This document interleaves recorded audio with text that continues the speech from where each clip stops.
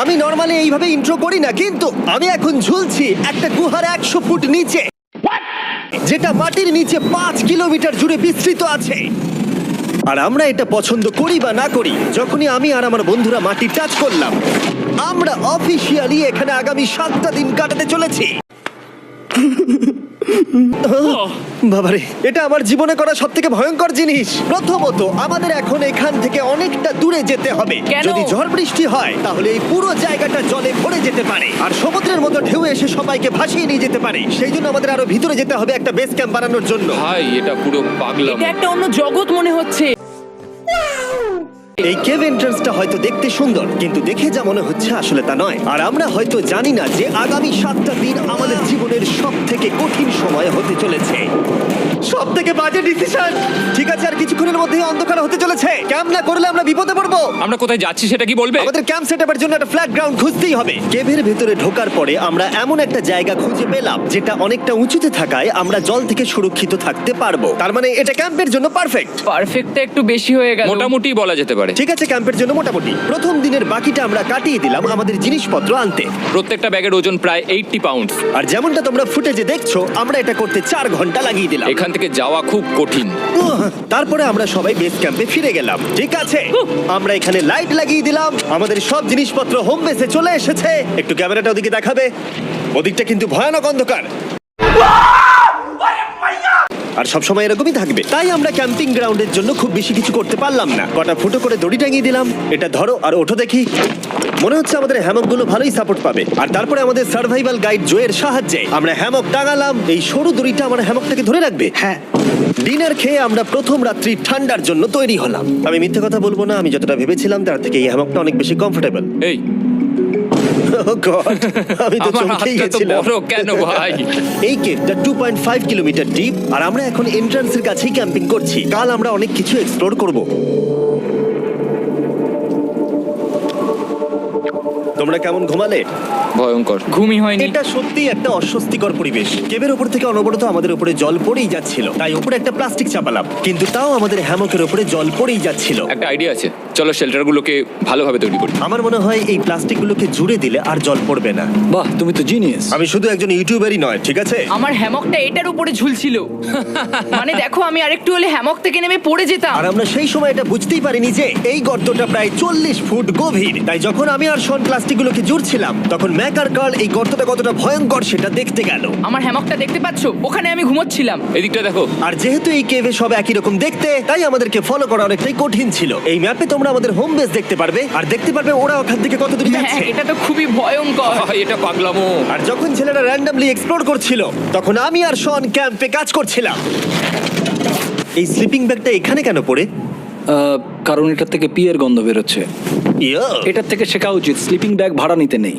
আমরা sleeping bag কেন ভাড়া আমি- নিয়েছি? কেন আমি আমরা জানি না। স্লিপিং ব্যাগগুলো কিনে আনতে পারলাম না? আর তারপরে আমরা এই দুটো প্লাস্টিককে জিপ টাই দিয়ে জুড়ে দিলাম। কিছু মনে করো না, এই দড়িটার উপরে আমার জীবন বাজি আছে। আর তখন ওইদিকে ম্যাক আর কার্ল তখন ওই গর্তের মধ্যে। ও মাই গড, ম্যাক! আর শেষ পর্যন্ত ওরা একদম নিচে পৌঁছে গেল। এই, আমি তো ভাবলাম সবাই ক্যাম্প নিয়ে কাজ করবে। আমরা শুধু দেখাচ্ছিলাম জায়গাটা কতটা ভয়ঙ্কর। না পড়লেই হবে, তোমাদের স্কিল নেই। আচ্ছা ঠিক আছে। আর যদিও ওদের এবার ফিরে আসা উচিত ছিল, কিন্তু কাল আর ম্যাক এটা কতটা গভীর সেটা দেখানোর চেষ্টা করলো। ভাই এটা দেখতে দারুণ লাগছে। তুমি কি নদীটাকে পার করতে পারবে? কিন্তু ওরা এটা জানে না যে এই রিভারটা এই কেভের গোটাটাই জুড়ে আছে। তার মানে এর মধ্যেও আমাদের কিছুটা সময় কাটাতে হতেই পারে। ওই তো ওরা এসে গেছে। এসো। তোমরা রান্না করে রেখেছো তো? হ্যাঁ, রান্না করেছি। ঠিক বলেছ। একটা নতুন বাড়ি, ঠিক বলেছি তো? একদম। এখন আমাদের একটা ছাদ আছে। আর এটা তো দারুণ। জিমি রান্না বেশ ভালোই আর করেছে। আমরা আমাদের ফায়ার পিটটাকে এই সুন্দর জায়গাটাতে নিয়ে এসেছি। জায়গাটা কেমন? বেশ গরম। আরামদায়ক। এই পাথরগুলো গরমটাকে ধরে রাখবে এবং ওপর থেকে যে পি পড়ছে সেগুলোকে আটকে দেবে। ওটা পি নয়। তাহলে ওটাকে কি বলবো? যদি জানি না, হয়তো বৃষ্টির জল হবে বা না, এটা বৃষ্টি নয়, না, পাথর মানে ইয়ে তুমি- করছে। এই একটু উপরে দেখাও। তুমি মেঘ দেখতে পাচ্ছো? পাথর দেখা যাচ্ছে। এটা বৃষ্টি নয়, রক পি। Rock P. ঠিক আছে, রক পি। ঠিক আছে, এটা রক পি। আর একটা শুকনো রাত ঘুমিয়ে কাটাবার পরে আমরা ঠিক করলাম জো আমাদের সার্ভাইভাল এক্সপার্ট, তাকে নিয়ে আমরা কেভের শেষ প্রান্ত অব্দি যাব। Cave, cave! Cave, cave, cave! Cave. Cave! দেখা যাক আমরা কেভের কতটা গভীরে যেতে পারি। তোমরা কিন্তু মনে রাখবে আমরা সবেমাত্র কেভের এন্ট্রান্সের দিকেই আছি, আর আমাদের ইচ্ছা এই কেভের শেষ প্রান্ত অব্দি যাওয়া, অবশ্যই না মরে গিয়ে। ও মাই গড, এটা তো খুবই স্টিফ। আরে এটা তো সবে শুরু। আমরা কেভের আরো গভীরে এসেছি। তোমরা সবাই সাবধানে আসবে। এটা খুবই ছোট জায়গা, আমার মনে হয় না এখান থেকে আমি যেতে পারবো। কেভ এক্সপ্লোরের ইন্টারেস্টিং জিনিসটা হলো যা হোক করে আমাদের এই ছোট্ট ফাঁকগুলোর মধ্য দিয়ে এগিয়ে যেতে হবে। ও মাই গড, খুব ছোট জায়গা। আর তারপরেই খুব বড় একটা জায়গা আসবে, সেটা এতটাই বড় যে কিছু না দেখতে পাওয়ার জন্য এটা করতে হলো। ও মাই গড, এবার আমি সব দেখতে পাচ্ছি, এটা দুর্দান্ত। এটার তো অনেক আলো। ভাই জায়গাটা কতটা সুন্দর দেখো। বাপরে কি আলো, আমি তো তাকাতেই পারছি না। আমি তো অন্ধ হয়ে যাব মনে হচ্ছে। এ বাবা, এটা কি হলো? আমরা বোধহয় ঠিক মতো এটাকে ব্যবহার করতে জানতামই না। চলো এগিয়ে যাই। আর তাই আমরা এগোতে থাকলাম। এই যে এই জায়গাগুলো, এগুলো খুব ভালো ধরার এখানে? জায়গা। এগুলো ধরে এখান থেকে পা ঘুরিয়ে চলে আসতে পারবে। এইভাবে কি? হ্যাঁ, একদম পারফেক্ট। জো সব থেকে ভালো কেভ গাইড। এভাবে কেউ গাইড করতে পারবে না। ঠিক আছে, এইবার ব্যাপারটা ইন্টারেস্টিং হবে। কি? এটা কি? এখান থেকে আমাদের ওয়েট শুট পরে সাঁতার কেটে যেতে হবে। গতকাল ম্যাক আর কার্ল এটা নিয়ে মজা করছিল, কিন্তু এই কেভে আমাদের পরের অ্যাডভেঞ্চারটা ছিল একটা প্রায় জমে যাওয়া নদীর মধ্যে। ও মাই গড, এটা তো পাগলামি! তার মানে আমাদের ওয়েট শুট পড়তেই হবে যাতে আমাদের হাইপোথার্মিয়া না হয়। আমরা এটা কেন করছি? এই এক্সপেরিয়েন্সটা তো জীবনে একবারই হবে। এটা করলে হয়তো আর নাও বেঁচে থাকতে পারি। আমাদের এই কেভের শেষে পৌঁছতে হলে আমাদের এই নদীর মধ্য দিয়ে, এই ছোট্ট ফাঁকগুলোর মধ্য দিয়ে সাবধানে ধীরে ধীরে এগিয়ে যেতে হবে। আস্তে আস্তে নামো, স্রোতের কারণে পা পেছনে টানতে পারে। ঠিক আছে, আমি তাহলে নামছি। তুমি ওই দেয়ালগুলো ধরে ধরে এগোতে থাকো আস্তে এটা তো আস্তে। খুব ঠান্ডা। তুমি পারবে জিমি। জানি না এখানে ঢুকতে পারবো কি না। জিমি, এবার তুমি জল থেকে উঠে দাঁড়িয়ে পড়ো। এটা সত্যি একটা পাগলামি। এখানে কি ঠান্ডা! যখন তোমরা খুব ঠান্ডা জলের মধ্যে থাকবে তখন একটা পাথরকে ধরে এগিয়ে চলা খুব কঠিন হবে। ও মাই গড, এটা সত্যি পাগলামি। ম্যাক, গড, চলে এসো। আমার ভয় লাগছে। চলো চলো, পারবে। এগোতে থাকো, পেছন দিকে তাকিও না। একবার দেখো আমরা কি করছি। কিন্তু এই বাধাগুলো এতটা কঠিন ছিল না সামনে যা আসতে চলেছিল তার তুলনায়। আমরা পেরেছি। কেভ কেভ কেভ এই, কেভ। একটা কথা শোনো, আমরা 10% আসিনি। তার মানে এখনো আমরা শুধুমাত্র সার্ফেসেই রয়েছি, আর শেষ প্রান্তে পৌঁছতে হলে আমাদেরকে আরো 2 কিলোমিটার যেতে হবে। যেরকম তোমরা দেখতে পাচ্ছ এখানে 24/7 বৃষ্টি হয়, তাই আমি একটা আড্ডা মারার জায়গা তৈরি করেছি যেখানে আমরা কেউ ভিজবো না। আমি ভাবছি আমি যদি এটা না বানাতাম তাহলে কি হতো। আমি নিশ্চিত যে ওদের একটা ভেজা পাথরের উপর শুতে হতো। আমাদের ক্রমাগত এগিয়ে যেতে হবে এবং শরীরটাকে ভিজে রাখতে হবে। ঠিক আছে। নইলে আমাদের শরীরের তাপমাত্রা কমে যাবে। এটা কঠিন কেন? সব থেকে বাজে ব্যাপার হলো আমরা যতটাই দিকে এগোবো ততটাই আমাদের পিছন দিকে ক্যাম্পে ফিরতে হবে। আমাদের পরের বাধাটা হয়তো জলের মধ্যে নয়, কিন্তু তার মানে এটা নয় যে সেটা সহজ হবে। আরে এটা কি মাকড়সার জাল? কিন্তু আমি মাকড়সা দেখতে পাচ্ছি না তার কেন? মানে ওটা আমাদের উপরে আছে। আরে তোমার গায়ে, তোমার গায়ে। আমার বন্ধুরা বলতে বাজে। এই কেভটা মিস্টার বিস ভিডিওর মতো, যত এগোবে ততই কঠিন হবে। সত্যি কথা বলতে যদি আমাদের সাথে জো না থাকতো আমরা মরেই যেতাম। আর 3 ঘন্টা পরে জো আমাদের জন্য একটা বাজে খবর নিয়ে এলো। জল অনেকটা বেড়ে গেছে আর আমরা অনেকটা সময় লাগিয়ে ফেলেছি, তাই আজকে আমাদের আবার ক্যাম্পে ফিরে যেতে হবে। আমি মানবো না। তুমি সেফটি এক্সপার্টের কথা অমান্য করতে পারো না। আমি এটা মানবো না। সত্যি কথা বলতে আমাদেরকে ফিরতেই হতো, কারণ এর আগে আমরা শুট করতে অনেকটাই সময় নষ্ট করে দিয়েছি। তারপর ফ্লেয়ার নিয়ে খেলেছি, তাই আমরা ফিরে যাচ্ছি আর এই মিশনটা আমরা পরের দিন আবার শুরু করব। শন, আমরা এসে গেছি। আরে তুমি এখানে কি করছিলে? এখন তোমরা কেউ ভিজবে না। আমি তো জানতামই না এই লাইটগুলো আমরা এনেছি। এগুলো দারুণ লাগছে তাই না? দুঃখের বিষয় আজকে আমরা মাত্র 20% এগোতে পেরেছি, কিন্তু বিশ্বাস করো আমরা শেষ পর্যন্ত অবশ্যই যাব আগামী কয়েকদিনের মধ্যেই। আমার মনে হয় কোনোদিনই হবে না। আমি তো বললাম। আমরা ডে 4টা রেস্ট নেব আর ডে 5 এ চেষ্টা করব এই কেভের শেষ অবধি যাবার। দেখা যাক কি হয়। ডে 3 তে মজা হলো, কালকে আবার দেখা হচ্ছে।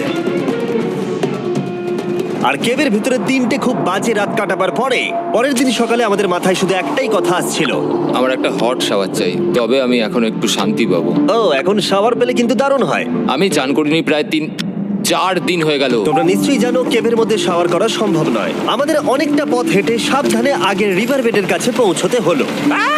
ও মাই গড!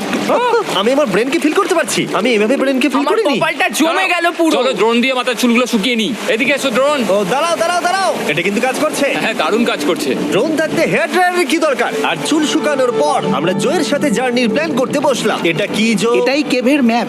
আগেরবার আমাদের থামতে হয়েছিল কারণ জল খুব জোরে বইছিল। এখন বৃষ্টি কম হচ্ছে, তাই কালকে আমরা নিশ্চয়ই এই কেভের শেষে পৌঁছে যাব। এটা ভয়ঙ্কর হতে চলেছে। প্রথমে আমাদের কালকে যেখান দিয়ে গেলাম সেখান দিয়ে আগে যেতে হবে, জলের মধ্যে ঝাঁপ দিতে হবে এবং পাথর দেখে হাঁটতে হবে। এগুলো সবকটা আমরা যদি পার করতে পারি তাহলে আমরা গ্লো ওয়ার্ম চেম্বারে পৌঁছে যাব। কেমন দেখতে তুমি সেটা বলো না, আমি তোমাদেরকে সারপ্রাইজ দিতে চাই। আমার মনে হয় আমরা পারবো। ওইসব বাদ দাও, আমরা ঠিক কালকে পৌঁছে যাব। কালকের প্ল্যান আমরা চক আউট করে নিয়েছি। আমরা রেস্ট করছি আর ফেস্টিভ্যাল স্মোর্টস খাচ্ছি আমাদের এনার্জি রিগেন করতে। সবাইকে চিয়ার্স। Yippee! জো এই প্রথমবার ফেস্টিভ্যাল ও, স্মোর্টস দারুণ। খাচ্ছে। জো সত্যি কথা বলবে। এটা দারুণ, তাহলে ভালো লাগলো? দারুণ লেগেছে। আমরা এই চকলেটটা আগে কেন বের করে নিই? এটা এমনি চকলেটের থেকে 10 গুণ ভালো খেতে। কালকে আমরা পুরো কেপটা এক্সপ্লোর করব, দেখা হচ্ছে। তাই আমরা ভালো করে ঘুমানোর চেষ্টা করলাম আর কালকের প্রিপারেশন নিলাম কেভের শেষে যাওয়ার জন্য। আমরা আমাদের জীবনের সবথেকে ডেঞ্জারাস জার্নি করতে চলেছি। ডে 3 এর অভিজ্ঞতা মাথায় রেখে আমরা কম শুট করেছি যাতে আমরা সামনের দিকে তাড়াতাড়ি এগোতে পারি। জলটা খুব ঠান্ডা হ্যাঁ, আগের দিনের মতোই খুব ভালো। এই তো আর যাতে আমরা সবাই বেঁচে ফিরতে পারি তাই জো ছাড়াও আরেকজন সার্ভাইভাল এক্সপার্টকে আমরা নিয়ে এসেছিলাম। এখানেই আমরা ডে 3 তে আটকে গেছিলাম। এখন আমরা কি করব? এবারে আমরা অনেক তাড়াতাড়ি এসেছি। আমাদের পিছনে ঘন অন্ধকার, কোথায় যাব? এই রাস্তাটা অনেক সরু এবং হ্যাঁ। স্রোত প্রচুর বেশি, তাই আমরা দেয়ালগুলো ধরে ধরে আস্তে আস্তে এগোবো। এই যে এইভাবে। ও হ্যাঁ, God! এই রকটায় জাম্প করো। কয়েকটা ভালো পাথর আছে যেগুলোকে তুমি ধরে এগোতে পারবে। আরে এখানটা তো অনেক অন্ধকার। আমি আর পা পাচ্ছি না, আমি এখন মাটিতে আর পাই পাচ্ছি না। যেহেতু আমরা মাটিতে পা পাচ্ছিলাম না, তার মানে যদি আমরা পাথর ছেড়ে দিই তাহলে এই জলের স্রোত আমাদেরকে ভাসিয়ে নিয়ে যেতে পারে। জো, আমরা কি করব? আমি এটা ধরে এসেছি, তুমি এটা ঠিক আছে, ধরো। আমি তো দেখতেও পাচ্ছি না কোথায় যাচ্ছি। জো, স্রোত আমাকে ভাসিয়ে নিয়ে চলে যাচ্ছে। আমি তুমি করবো কি করে? পারবে, পারবে। শুধু মুখটা এখান থেকে ঢুকিয়ে দাও, আমি হেল্প করছি। এখানে আমি ঢুকবো? হ্যাঁ, এই গর্তের মধ্যে। এই তো, খুব ভালো। এটা আমার জীবনের সবথেকে বিপজ্জনক অ্যাডভেঞ্চার। আমরা এখন কেভের অনেক গভীরে চলে এসেছি আর এবার আমাদের সামনে প্রথম বড় বাধা। এখানে জলের একটা ঘূর্ণাবর্ত আছে, যদি তুমি এর মধ্যে পড়ে যাও তাহলে তোমাকে একদম নিচে নিয়ে চলে যাবে। মানে আমরা পড়ে গেলে মরে যেতে পারি। হ্যাঁ, মানে আমরা মৃত্যুর সাথে খেলা করছি। এটা এতটা বিপজ্জনক হতে পারে আমি সত্যিই ভাবিনি। খুব ভালো। এই তো, তাহলে কি আমার পা এখানে হ্যাঁ, রাখবো? রাখো রাখো। ঠিক আছে, এই তো আমি পেরেছি। এটা আমার ভাবনার থেকেও বেশি কঠিন ছিল। এই নদীটা কতটা শক্তিশালী এই গোটা কেভটাকে তৈরি করেছে। কিন্তু মজার ব্যাপার হলো আমরা পাথরের মতো শক্তিশালী নই। আমি শুধুমাত্র মানুষের মতোই শক্তিশালী। সৌভাগ্যবশত কাল এই অ্যাডভেঞ্চারে লিড করেনি, তার বদলে আমরা একজন অ্যাভেঞ্জার জোকে পেয়েছি। ও কতটা এক্সপার্ট তার প্রমাণ হিসেবে বলতে পারি। সে লিটারালি কতটা ওপর থেকে আমাদেরকে নদীতে ঝাঁপ দিয়ে দেখালো। ও মাই গড, এটা পাগলামি। কে বললো এটা পাগলামি? এটা তো আমার কাছে খুবই সহজ। আমি এটা করব। তুমি কোনোভাবেই এটা করতে পারবে না। আরে কি বলছোটা কি তুমি? আমি এক্ষুনি করতে চাই। চলো যাচ্ছি Joe. God speed back. Jimmy আমার সাথে যা যা করেছে তার কাছে এটা তো কিছুই নয়। 3, 2, 1।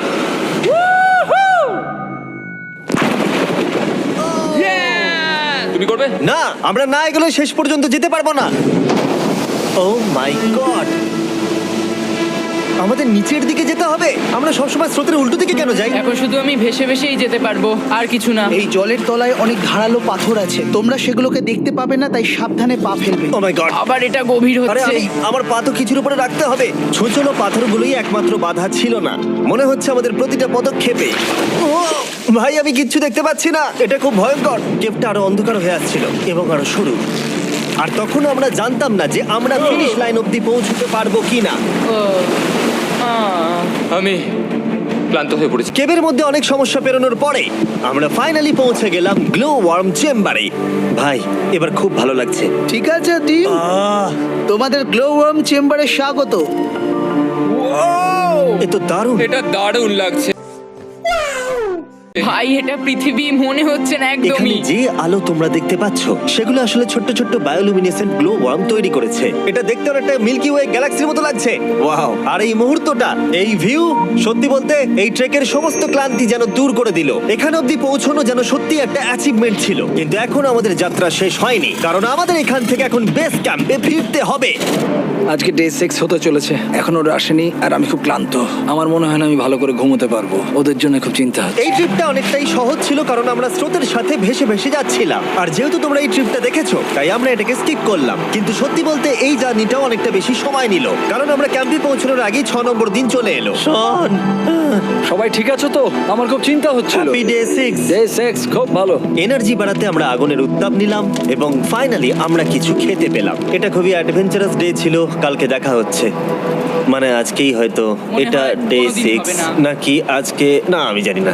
এত বড় ট্রেক সম্পূর্ণ করার পরে শারীরিকভাবে চূড়ান্ত ক্লান্ত হওয়া সত্ত্বেও জানি না কেন কিন্তু আমি একদমই ঘুমাতে পারছিলাম না।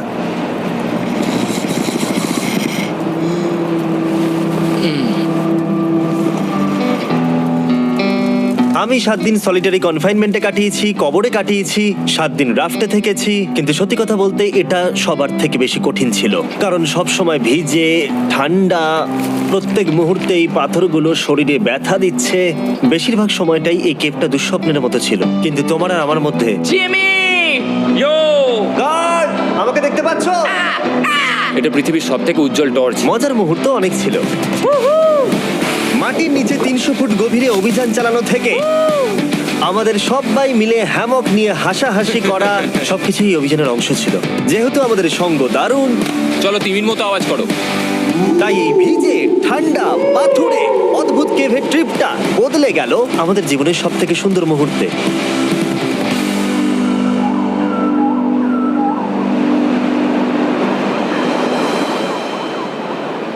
আমরা এখান থেকে যাব না যতক্ষণ না সবকিছু তোলা হচ্ছে।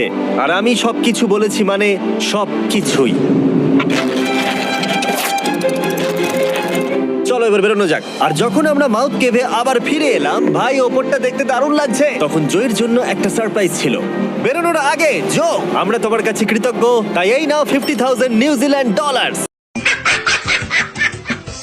10,000 করে প্রত্যেক জনের প্রাণ বাঁচানোর জন্য। Oh my God, thank you so much Jimmy. Thank you Joe. Love you Joel! এবার আমাদের সব কাজ হয়ে গেছে, চলো বেরোনো যাক। 7টা দিন পরে আমরা ফাইনালি এখান থেকে বেরোচ্ছি।